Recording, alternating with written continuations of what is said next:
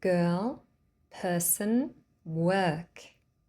What do these three words have in common? They all contain It's a bit of a funny sound, but it's very frequent in English. Listen again and repeat. Here are some examples. Practice saying them with me.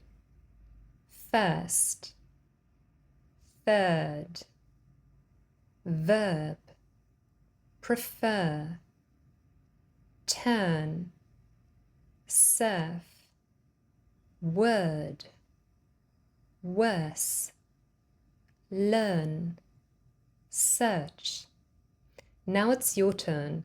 Find 3 more words containing the sound and write them in the comment section.